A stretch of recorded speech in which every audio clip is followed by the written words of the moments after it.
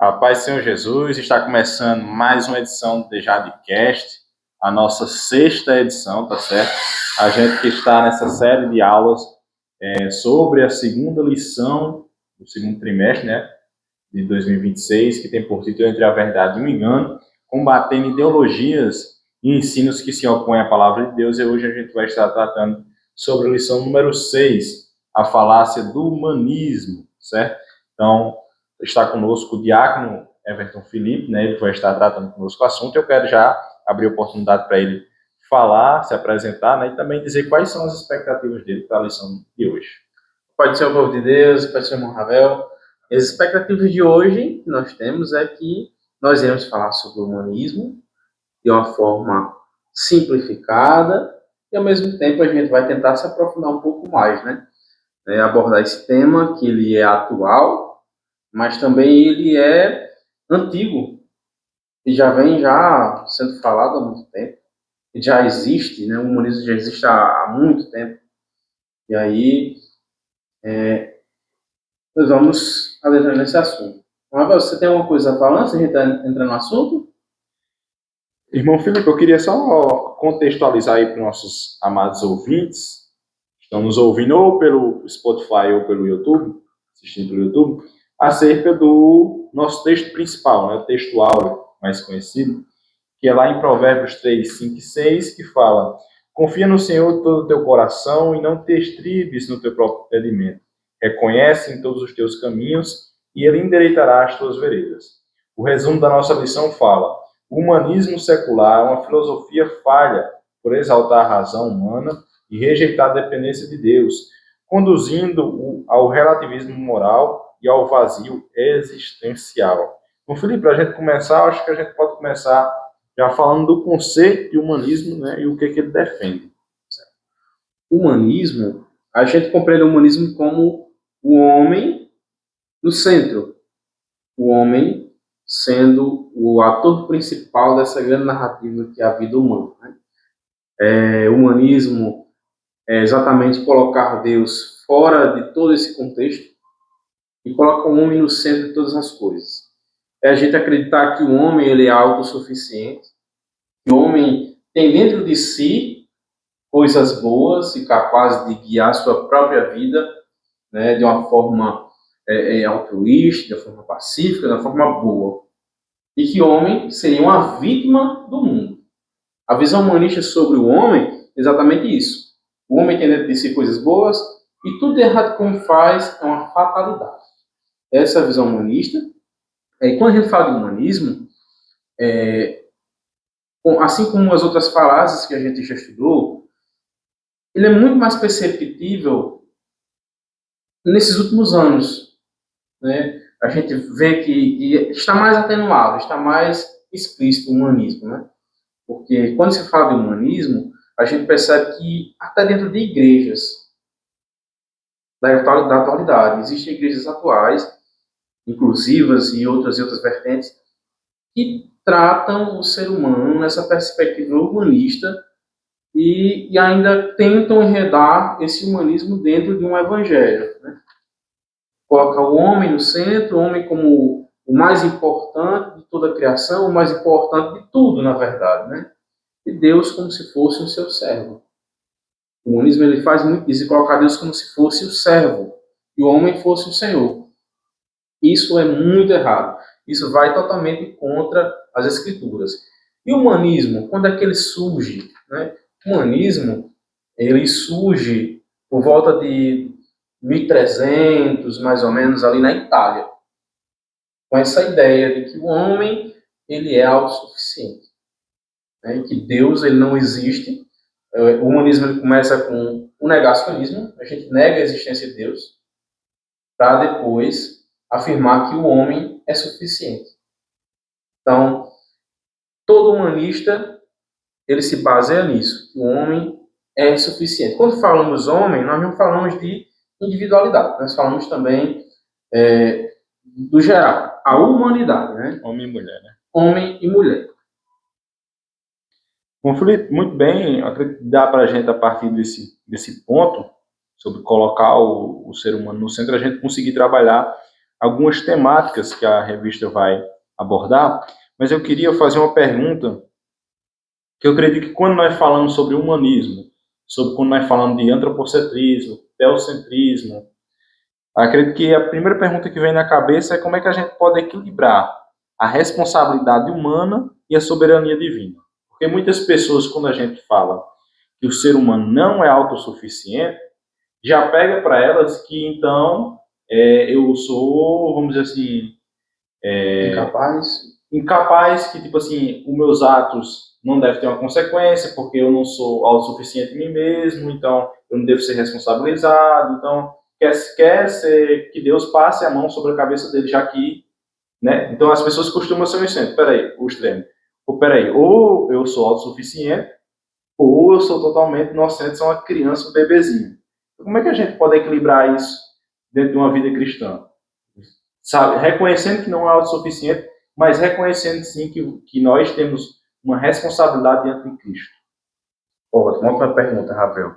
É importante a gente realmente equilibrar isso, porque quando nós entramos nessa perspectiva, né, a gente está dentro do humanismo, olha, eu sou uma vítima, isso é uma fatalidade, eu sou fraco, eu pequei ou eu errei porque exatamente eu não tenho condições, né? Isso se torna uma autodesculpa. Eu estou me desculpando, eu estou saindo, né, do meu papel de criatura, de servo, e colocando Deus como se fosse o culpado. Porque quem foi que nos criou, né?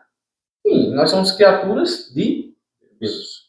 Então, ao mesmo tempo, a gente tem essa ideia de que, como eu sou criatura, eu sou feito por Deus, eu não fui feito fracassado. Eu não fui feito peça quebrada.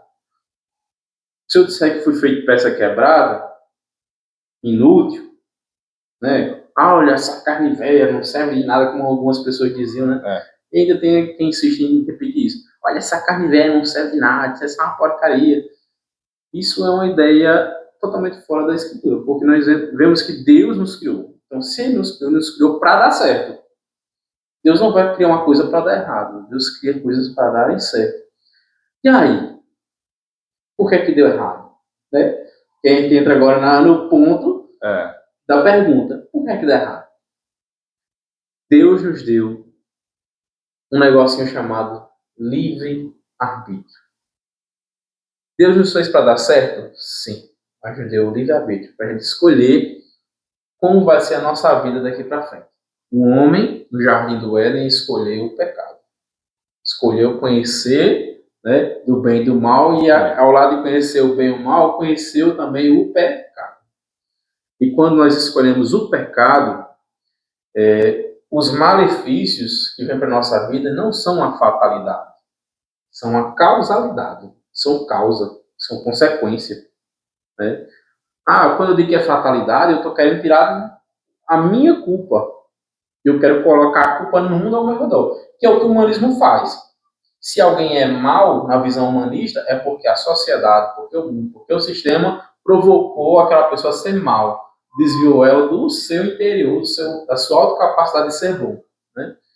E quando estamos diante disso, dessa guerra, desse confronto, né, entre eu ser responsável por mim mesmo e também de eu ser dependente, né, do auxílio de Deus, nós temos que entrar nesse consenso de que, olha, eu sou humano, né, como consequência da queda de Adão, né, nós temos a nossa natureza caída, inclinada ao pecado, mas ao mesmo tempo nós temos Cristo que morreu por nós, e a gente até inventou uma frase, né, que o cair é do homem e o levantar é de Deus. Esse cair é do homem e o levantar é de Deus, se a gente for interpretar de acordo com o que realmente a Bíblia nos ensina, é pautado nisso. Que o homem natural adâmico, foi dele a queda. Mas o homem, Jesus de Nazaré, que veio a esse mundo enquanto homem, ele sendo Deus, se encarnou em corpo de homem, sofreu, padeceu das dores que nós sofremos, mas não pecou, não cometeu pecado, esse sim morreu para que houvesse acontecido o oposto. O oposto da queda é a ascensão. Então, o primeiro Adão, ele caiu. E o segundo Adão, na figura de Cristo, ele não caiu. Ele é a nossa vitória.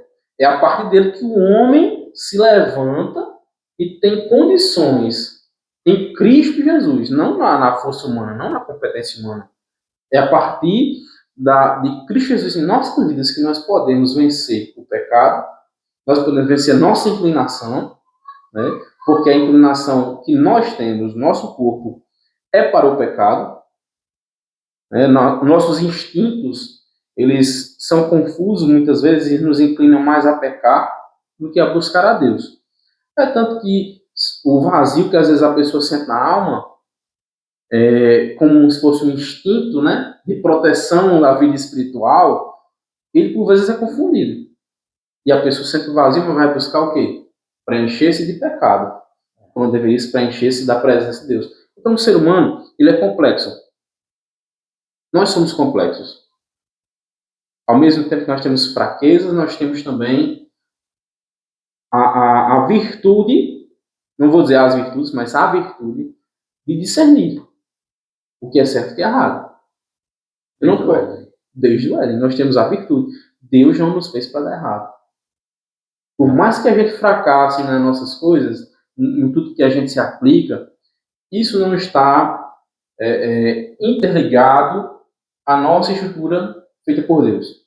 Isso está ligado à nossa condição humana de caídos. Né? Caídos. Como assim? Porque eu sou da natureza adâmica caído, tudo que eu vou fazer é culpa de Adão agora. Culpa de Adão. Porque Adão caiu, ele me fez, agora ser obrigado a cair como ele caiu. É um pensamento humanista. Humanista. Não é porque Adão caiu que eu sou fadado a cair.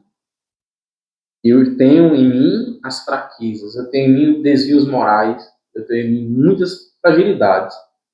Mas em Cristo, que não caiu, antes subiu aos céus, nós temos condições de viver uma vida santa.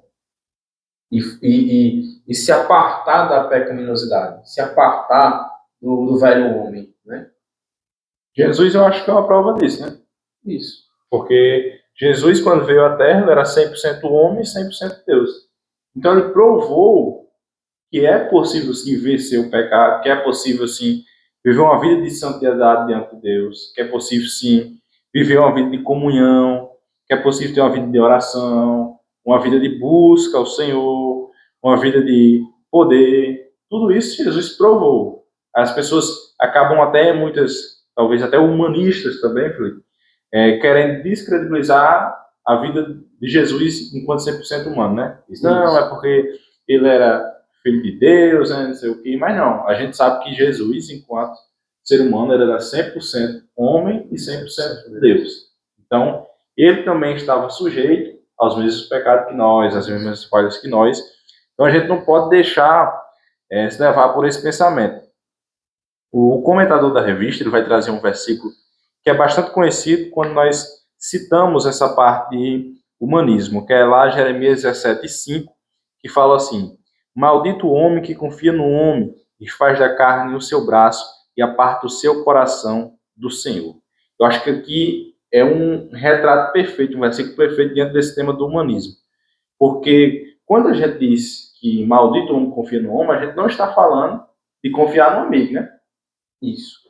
Quando a gente fala maldito o homem confia no homem, é confiar em si mesmo, que é justamente a autossuficiência que o humanismo trata. Então, acredito que o comentarista traz esse versículo, e é um versículo que a gente deve meditar sempre quando tratar desse assunto, né? Maldito o homem que confia no homem. Ele é chave, né? Um versículo bem chave para esse tema. Porque a leitura que a maioria das pessoas faz, como você citou, é uma leitura de não poder confiar no meu amigo. Mas aí, o homem, e homem que aparece no versículo 2 vezes, né? Homem. Um se refere à natureza humana. Eu não poder confiar na minha natureza humana. Certo? Maldito homem. Esse homem que sou eu, esse primeiro homem. Maldito homem, eu como exemplo. Uhum. Maldito Felipe, que confia em Felipe, na sua natureza. Essa é a interpretação correta do versículo. Maldito Ravel e confia na natureza de Ravel. Exatamente. E aí se expande também, claro também, que se eu depositar minha confiança toda em Ravel, eu também estou errado. Porque Ravel tem a mesma natureza que a minha, de ser humano. Mas o versículo, como algumas pessoas interpretam, de não poder confiar na amizade, não poder confiar em ninguém, é um exagero, né? Extrapola a consciência do que a Bíblia realmente diz, né? Mas esse é um versículo-chave para a gente entender o humanismo. O humanismo é isso, é o homem confiando, estribando em seus próprios caminhos, é o homem confiando na humanidade, como se a humanidade fosse salvar a própria humanidade. Um dos versículos que a gente tem na nossa leitura, texto bíblico, na leitura em classe, é justamente Gênesis 11:4, que narra uma história que é bastante conhecida, que é a Torre de Babel. Ou seja, aquelas pessoas estavam querendo dentro de si mesmo, dentro da sua força, que Jeremias 17:5 vai tratar, querer edificar uma torre cujo cume tocasse os céus. E para isso, a fama, né? O versículo diz, façamos-nos um nome para que não sejamos espalhados sobre a face da terra. Então, ali nada mais era do que a confiança deles mesmos. Então, a gente percebe aí que o humanismo ele não é algo que surgiu agora, né? Ele surgiu, como você falou, filosoficamente, estruturado e exposto de maneira organizada, aí, mas isso já acontece desde lá do Éden, né? Que a gente viu, por exemplo, Adão culpando Eva culpando a cobra, tudo mais. Mas isso a gente vai continuar abordando durante as nossas perguntas, Felipe, e eu queria já fazer a nossa terceira pergunta, porque agora a gente já falou sobre depender de Deus e ser autossuficiente e como nós cristãos precisamos desse equilíbrio. Só que quando a gente compara, a gente vai ver que tanto o humanismo como Deus têm duas visões totalmente diferentes do ser humano. E eu queria entender como é que Deus nos vê e o que é que Ele espera de nós, sabendo que nós temos essa natureza caída. Vamos lá. Primeiramente, nós somos criaturas, né? Nós somos criados por Ele. Deus, quando fez o homem com suas próprias mãos, pelo lado do pó da terra. Moldou o homem e soprou nele fôlego de vida. Os outros seres viventes, Deus só disse, haja. Haja animais, haja isso, haja seres viventes que estão no mar, que voem sobre os ares. Tudo foi haja, mas com o homem, Deus escolheu fazer conforme a sua imagem e semelhança, moldado por suas próprias mãos. Então, nós somos criaturas suas. E aí, o homem, além de criatura, Deus também nos deu o poder de sermos feitos filhos dele.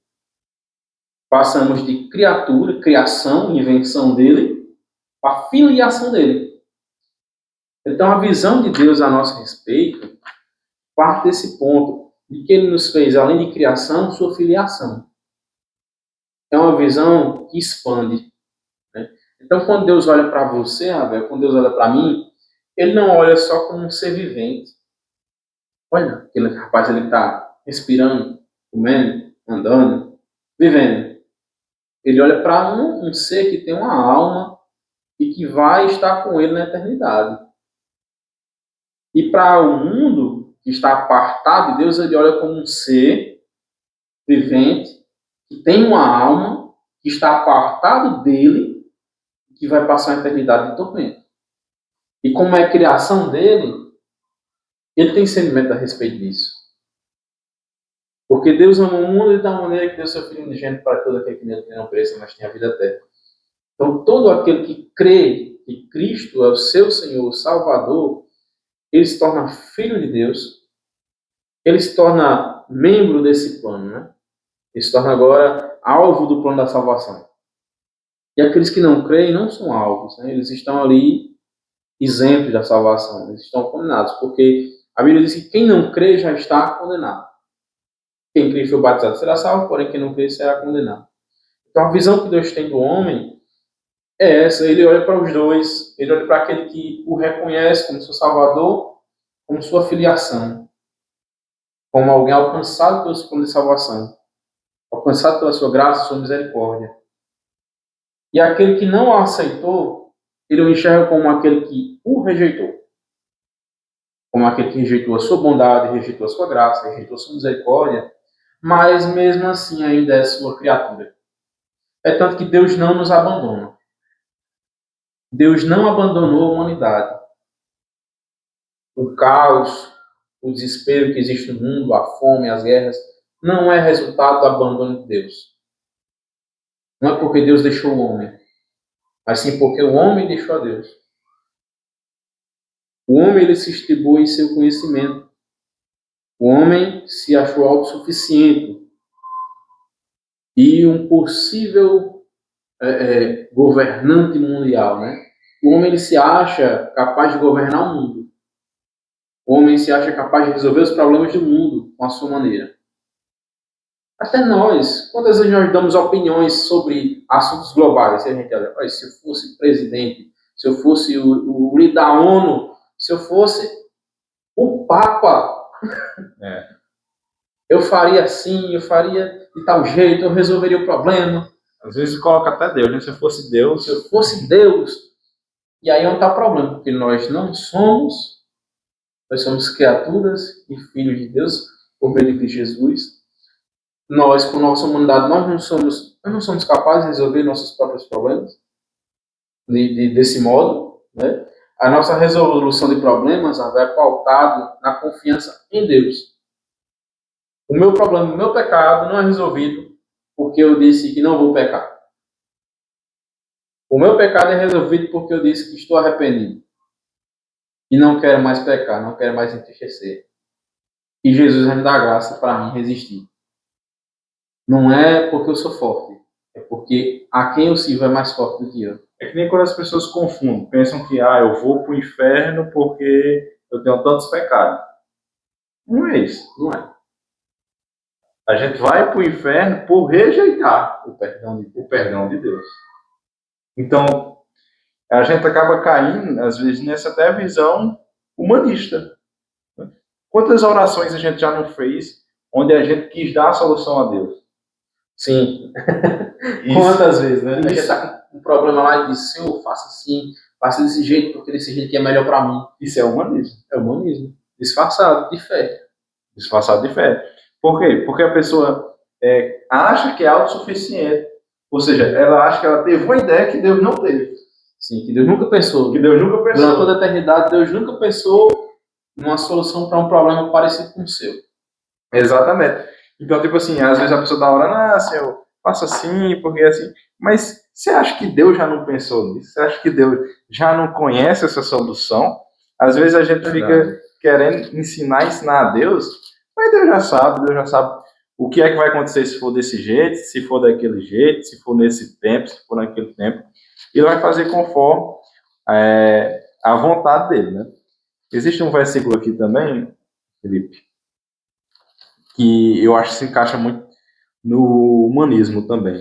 Versículo que eu acabei não separando, mas eu lembrei aqui e acho que a gente pode ler. É um versículo lá em 1 Pedro, no capítulo 5, no versículo 9, que diz assim: Resisti-lhe firmes na fé, certos de que sofrimentos iguais aos vossos estão se cumprindo na vossa irmandade espalhada pelo mundo. Um versículo muito importante que ele diz que basicamente Pedro diz, né? Olha, resistir na fé com a certeza de que sofrimentos iguais aos vossos estão se cumprindo na vossa irmandade espalhada pelo mundo. Ou seja, Pedro está dizendo, olha, fique firme na fé, porque não é só você que está sofrendo isso. Às vezes a gente, dentro do nosso humanismo, a gente quer também se colocar no palco, né? A gente às vezes pensa que só nós estamos sofrendo. Ou seja, nós estamos passando dificuldade? Não, só nós estamos passando dificuldade. Está todo mundo bem e só nós está com problema para resolver. E às vezes nós cometemos esse erro também dentro dessa igreja, dentro das nossas orações. Isso. E o ser humano tem sempre essa vontade de se colocar no centro do palco, né? Não, ninguém passa pelo que eu passo. É tão comum a gente no dia a dia, Rafael. No dia a dia você vai, conversa com um amigo seu, você está sentindo uma dor. Pai, tô com uma dor na perna. Aí tem aquele outro dizendo, eu tô com uma dor nessa perna e na outra também. E a cabeça ainda tá doendo. Por quê? É o ser humano querendo se colocar como o centro da coisa, como a peça mais frágil ou a mais forte. O ser humano sempre quer exagerar, nunca quer ser o equilibrado, né? O ser humano sempre, ou eu sou frágil demais e mereço misericórdia de todo mundo, ou eu sou forte demais e ninguém me vence. O ser humano sempre se coloca na posição de centro das coisas. Quando quer se livrar de algum problema, é a vítima. E quando quer causar problema, se torna um agressor. Ninguém é aquele que está ali sem fazer nada. E você pode ver no comportamento humano. Uma pessoa que fica isenta dessas duas posições, nem é a vítima de tudo e nem é o causador de todos os problemas na visão dele, está ali comportado no meio, né, no meio termo, ele é excluído. Porque não agrada nem a um nem a outro. Porque a tendência humana é posicionar-se. A tendência humana é essa. Ou você é o mais frágil de todos, você é a vítima da sociedade, você sofre porque você veio de uma vida aí, de uma periferia, você, entendeu? Uma família desestruturada, por isso que você não é bem sucedido. Ou então, fulano é bem sucedido porque nasceu numa família rica, fulano é bem sucedido porque estudou nas melhores escolas. O ser humano sempre tende a levar para esse lado. Nunca se coloca, olha, fulano estava lá no mundo e deu certo. Fulano estava na vida de classe média, estudou bastante e evoluiu. Não, fulano estava na classe média, estava bem. É sempre colocando para o lado do humanismo em que a sociedade que o compõe daquela forma. A gente, quando analisa o cristianismo, a gente percebe, já pegando também a pergunta que foi feita, que o que Deus espera de nós é uma vida de equilíbrio, né? Então, quando a gente está falando aqui sobre esses extremos, a gente não está fugindo dentro daquilo da pergunta, né? Porque o que é que Deus espera de nós? Equilíbrio. Então, Deus nem espera que a gente queira resolver tudo no braço, como Jeremias 17,5, nem tampouco quer que a gente fique esperando totalmente em Deus. Porque existem muitas pessoas que pensam que é só pedir a Deus e pronto, não preciso fazer mais nada. Né? Não preciso fazer mais nada, é só pedir a Deus e vai ser feito. Mas a gente sabe que não é assim. Quando a gente analisa, por exemplo, lá em Abraão, quando o Senhor pede o sacrifício a Abraão, né, do seu filho, a gente sabe que Deus proveu, mas foi necessário que Abraão tivesse um esforço, né, de ir ao monte, foi uma longa caminhada, de subir, lenha e tudo mais, preparar o altar. Então, Deus agiu provendo sim, mas foi necessário que Abraão tivesse o esforço dele. A gente vê com Davi. Deus abençoou muito Davi, mas foi fruto de um arrependimento e de uma vida que ele vivia diante de Deus de santidade. Então, a gente não pode achar que Deus nos chamou para viver extremos. Deus nos chamou para viver equilíbrios. Tanto é que existem alguns versículos que falam sobre, por exemplo, a importância de um cristão ele cuidar bem da sua família. Porque existem cristãos que não cuidam bem da sua família, né? E existem cristãos que perdem muito tempo ou se desgastam muito apenas com a família e esquecem a obra do Senhor. Foca muito nele, no seu próprio bem-estar, no bem-estar da sua família e esquece da obra do Senhor. E tem aqueles que pensam tanto na obra ou qualquer outra coisa que se esquece da família. Isso. E quando a gente pensa, tá, mas o que é que Deus espera? Deus espera o equilíbrio entre isso. A gente tem alguns versículos que não vou lembrar de cor, mas que fala que aquele que não tem cuidado da sua própria casa, como é que vai ter cuidado da casa do Senhor? E aqui não cuida da sua família abandonou a fé. Abandonou a fé. Então, Deus ele quer o equilíbrio. Deus ele não quer que a gente viva dentro da roda dos escarnecedores, mas Deus também não quer que a gente fique enclausurado, preso dentro das quatro paredes da igreja. Ou seja, Deus quer o quê? O equilíbrio. Isso que você está falando é interessante, Rafael, porque quando se nós, né, fizermos isso, a gente ficar enclausurado dentro da igreja o tempo todo, a visão que o mundo terá de nós é de que nós não zelamos pela família. Que o ministério é mais importante, que família não importa, o que importa é só você estar lá em cima do altar servindo. E quando nós também fazemos o extremo oposto, né? Só vamos passear com nossa família. Nós estamos ensinando para nossa família que Deus não é importante. Então, o que é que nós queremos que seja visto, né? Que mensagem nós queremos passar? E para quem nós queremos passar? Como crentes, para o mundo, a mensagem que nós queremos passar é que Jesus é nosso Salvador, né?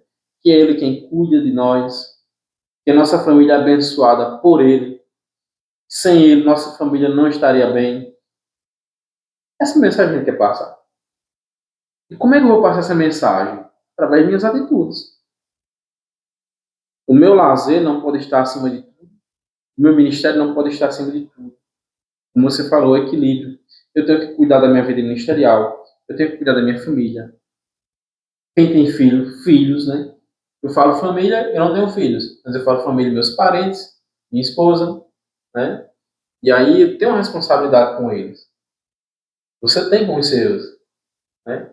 O que está faltando na nossa sociedade é como a gente está falando até agora, equilíbrio.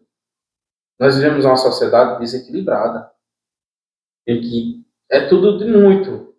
Ou a pessoa é muito jogada nas festas, né? E abandona seus filhos, ou a pessoa é muito jogada no trabalho e não se diverte, não aproveita aquilo que foi conquistado com seu suor. Isso eu estou falando até agora no momento, né, físico, não estou falando do âmbito espiritual, mas reflete sim no âmbito espiritual. Quando nós pensamos mais em servir na obra de Deus do que servir realmente a Deus, porque às vezes a gente coloca o serviço acima do Senhor.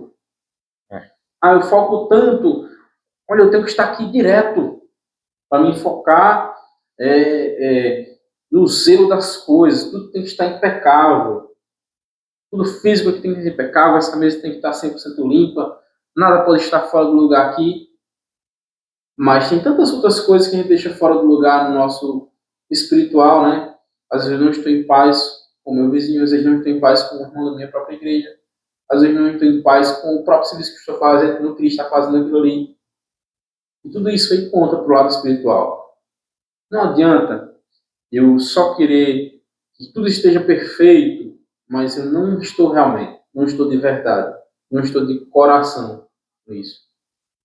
Isso se torna um desvio. Eu estou fazendo sem querer fazer, eu estou abandonando minhas atividades, eu estou em desequilíbrio. O equilíbrio é importante em tudo. Verdade. Você falou um ponto e é justamente isso que Satanás tem atacado, né? Quer sempre atacar através dos extremos. Bom, Felipe, eu acho que a gente já deu para expor bastante essa questão da visão que Deus tem de nós. Espero que vocês tenham compreendido, tá certo? Qualquer coisa pode deixar um comentário que a gente vai estar atento para responder, né? Explicar mais a respeito disso. Mas eu queria já fazer a quarta pergunta, que é quais as consequências do humanismo. A gente já entendeu bem o que é, a gente já entendeu qual a visão que Deus tem de nós, mas quais as consequências que traz para o ser humano o humanismo? Então, o que é que o humanismo pode fazer na nossa sociedade, né, na vida dos seres humanos? Quando eu tiro a minha responsabilidade diante dos meus erros, coloco todo o meu erro, toda a minha falha como consequência do meio em que eu estou vivendo, eu deixo de aprender. Eu deixo de aprender a me corrigir. Eu deixo de aprender a reconhecer minhas falhas. E com isso, a humanidade está se tornando, vocês podem observar, que o ser humano está se tornando cada dia mais egoísta. E cada dia mais egocêntrico. Cada dia mais voltado só para si. Está ficando raro, Ravel, está ficando raro. Uma pessoa que chegue e assuma seus erros e aceite pagar pelos seus erros. É raro. As pessoas erram hoje em dia e não pedem mais perdão. As pessoas inventam uma desculpa para tentar se justificar. Inventar uma desculpa não corrige o erro. Inventar uma desculpa não vai realmente resolver o problema. Você vai só maquiar o problema. Você vai dar uma roupa nova para o problema. E a sociedade, ela está se tornando uma catástrofe. Os valores da sociedade estão todos em colapso. Por quê? Porque as pessoas erram, não assumem seus erros, colocam culpa no outro, colocam culpa nas situações. E aí não buscam tratar-se. E quando eu não busco me tratar, o erro nunca sai de mim. Então, quando a gente entra no humanismo, principalmente essa parte do erro, né? Quando eu não assumo, coloco a culpa, eu estou fadado a sempre permanecer no erro. E outra coisa, quando eu me torno, eu me considero autossuficiente. Olha, eu sou autossuficiente para resolver meus problemas. Eu estou desprezando a sociedade. E a sociedade, ela é criada por Deus. A primeira sociedade era a Trindade, né? Deus Pai, Filho e Espírito Santo. E aí teve Adão e Eva. Primeira sociedade. E aí vem seus filhos também. Então, a sociedade naquele momento era a criação divina. Quando Deus fez o homem, fez a mulher, fez tudo aquilo que Deus fez, estava criando ali uma sociedade. Então, o ser humano não foi feito para viver só. O ser humano foi feito para viver em harmonia. E como é que eu vou viver em harmonia se eu me acho autossuficiente, se eu desprezo a ajuda do outro, né? Eu considero que eu sou o suficiente. Eu não preciso de ajuda do meu colega, eu não preciso de ajuda do meu pastor, eu não preciso de ajuda de Deus, Deus não existe para mim, eu confio na força do meu braço. Ou então eu também não identifico nenhum problema espiritual. A tristeza no meu coração não é espiritual. É só meus hormônios que são desregulados. Não, esse vazio que eu sinto, Rafael, é só falta do que fazer. É porque eu não achei uma atividade. Desocupada. Mas só porque eu não achei uma atividade que realmente me agrade. Isso é humanismo. Não me encontrei. Não me encontrei. E tem tanta gente que está se procurando aí, já se procurou tanto que não. Tanta gente perdida. De tanto se procurar, se perdeu. A pessoa nem estava perdida. Estava até achado já. Aí foi se procurar tanto e se perdeu. E aí a cultura atual, ela elogia isso e trata isso com a maior naturalidade do mundo, que existe uma música aí de um cantor catolense que é importante se perder para se achar, né? E aí é complicado, né? A gente tem que focar no que é importante, né? Nós precisamos reconhecer nossa falha, precisamos reconhecer que o ser humano não é autossuficiente, o ser humano precisa de Deus, né? Quando eu falo, precisa de ajuda, não estou me referindo exatamente ao ser humano ajudar o ser humano, mas o ser humano buscar refúgio em Deus, né? O ser humano precisa de Deus. A criatura precisa do seu Criador. Verdade, irmão Felipe. Você pontuou bem as consequências, né?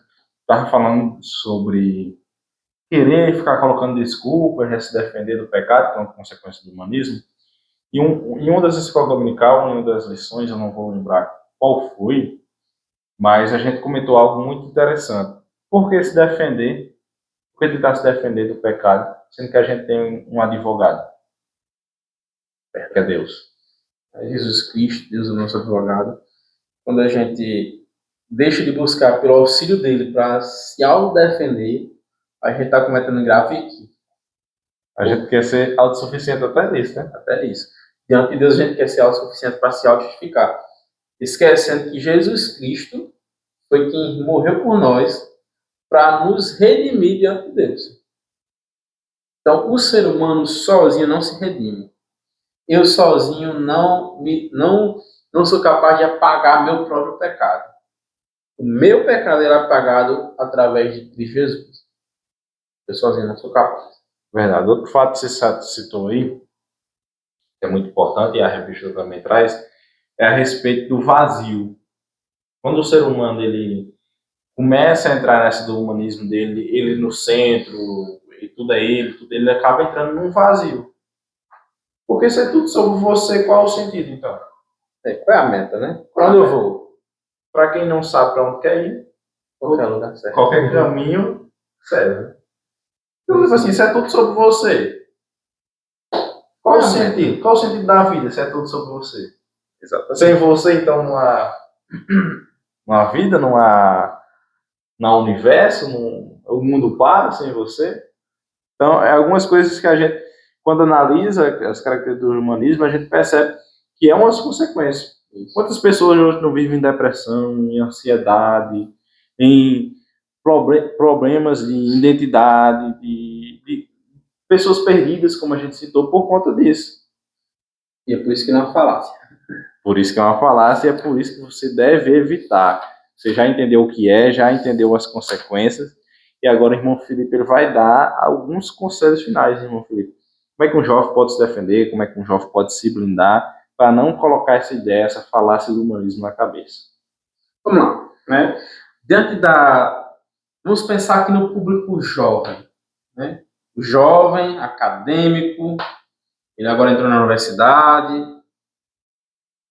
Eu vou pensar na minha universidade, que eu fiz letras. E por incrível que pareça, letras tem tudo a ver com esse assunto. Porque a literatura brasileira, das primeiras literaturas, é influenciada pelo humanismo. Padre Antônio Vieira, ele é o precursor do humanismo no Brasil, né?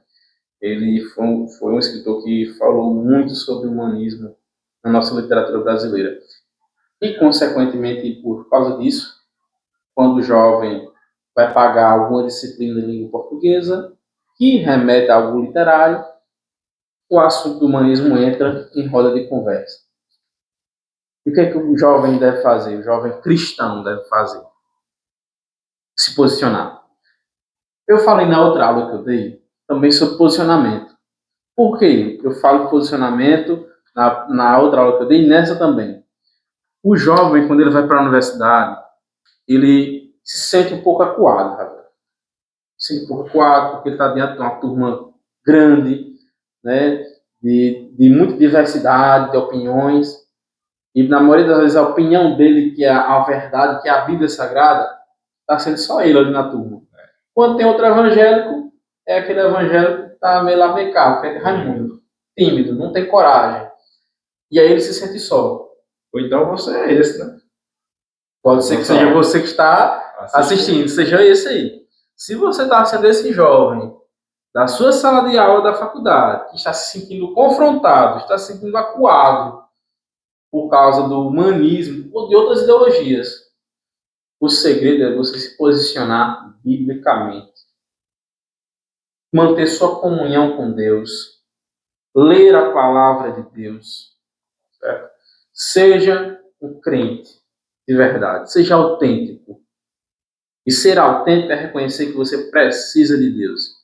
Até para defender o Evangelho. Verdade. Ah, mas o Evangelho é de Deus. Eu vou só falar do Evangelho. Começou errado. A gente começa a defender o Evangelho se aprofundando mais nele, conhecendo mais de Deus e buscando ter mais intimidade com Deus. Não é só fazer. Não é só falar. É você realmente ser um crente. Viver. É você viver. Para que eu tenha estrutura para vencer o humanismo, vencer outras falácias no ambiente acadêmico, é preciso viver o Evangelho.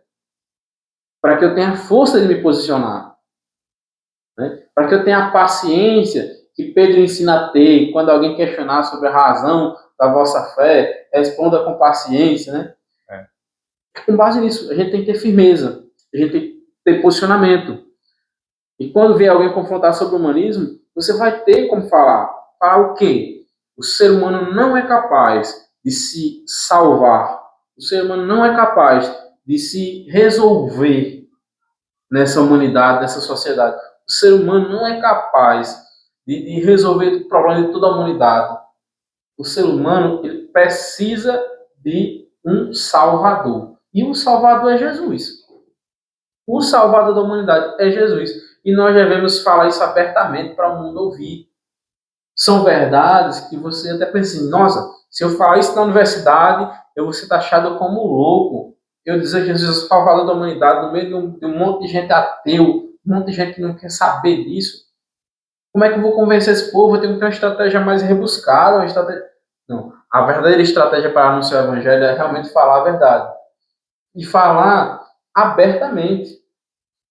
Não é eu achar um outro caminho para falar de Jesus. É eu falar que Jesus é o único caminho. Não é eu tentar envolver a Bíblia em uma roupa nova, em uma camuça, para que o povo do mundo aceite a palavra de forma macia, de forma velada. A palavra realmente tem que incomodar. E quando a gente se depara nessas situações, quando a gente vai falar de humanismo, quando a gente vai falar de ateísmo, quando a gente vai falar de todas essas ideologias, essas falácias, o posicionamento, a firmeza, elas devem estar ali juntas. E esse posicionamento, essa firmeza, não é pautado em capacidade humana, é espiritual. Então, se o jovem quer vencer essas falácias, quer vencer tudo isso no ambiente universitário, o segredo é espiritual.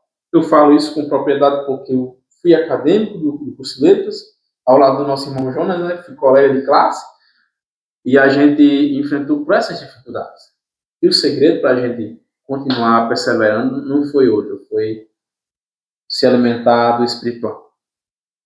Verdade. Então, já ouviu os conselhos, né, irmão Felipe? Deixo mais um conselho, que é justamente o que você está fazendo agora, que é assistir o nosso DJcast sobre o humanismo.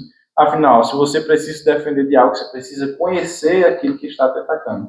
Você quer se defender do humanismo, então aprenda o que é o humanismo, aprenda o que é que defende, quais são as consequências, para que você possa defender o Evangelho do Senhor Jesus Cristo. Então, essa foi a nossa lição, tá certo? Espero que vocês tenham aproveitado. Qualquer dúvida, pode fazer um comentário. A gente passou aqui sobre os 3 tópicos da nossa lição. Para quem tem a revista aí, pode acompanhar. O nosso primeiro tópico foi princípios do humanismo. O segundo tópico, a visão cristã do ser humano. E o terceiro tópico foi as consequências do humanismo, que a gente perfeitamente já tratou, né? A gente já definiu o que é o humanismo, já viu o que é que defende, a gente falou sobre a visão cristã do ser humano e também já falamos da consequência do humanismo, tá certo? A nossa próxima edição, a 7ª edição do nosso DJcast, vai ser sobre a falácia da teoria darwiniana. Então, se você quer saber o que é a falácia da teoria darwiniana, que é uma teoria, inclusive, que você vai encontrar muito nas faculdades e na escola também, então você já fica ligado aí que em breve vai estar saindo também a 7ª edição e você não pode perder. Quero agradecer ao irmão Felipe por estar aqui, né, dedicar esse tempo tão importante, estar gravando essa aula. A gente sabe que tem toda uma preparação, né, todo um esforço. Quero agradecer ao irmão Diácono Cláudio Rosa, né, que está aqui nos bastidores gravando, também ao pastor José Luiz pela confiança, ao nosso superintendente da escola dominical, né, o irmão Francisco Soares. Deus continue abençoando cada um de vocês e a cada um que esteve nos acompanhando até agora, nos ouvindo. Deus continue abençoando a vida de vocês. Irmão Felipe, fica aberto também aos agradecimentos. Quero agradecer ao nosso irmão Cláudio, que está aí por trás, nos auxiliando em tudo. Irmão Ravel, por esse debate, né, que nos auxiliou também, guiando as discussões e interagindo muito bem, sempre trazendo pontuações excelentes. Nosso pastor, José Luiz, que tem nos apoiado, nosso irmão Francisco. Eu agradeço principalmente agora a Deus, né, por nos dar o dom da vida e nos dar essa oportunidade de estar aqui gravando mais um podcast. Amém. Nós agradecemos a todos vocês. Deixem uma curtida, um comentário para ajudar o canal da AD Patu e Deus continue abençoando vocês. Até mais.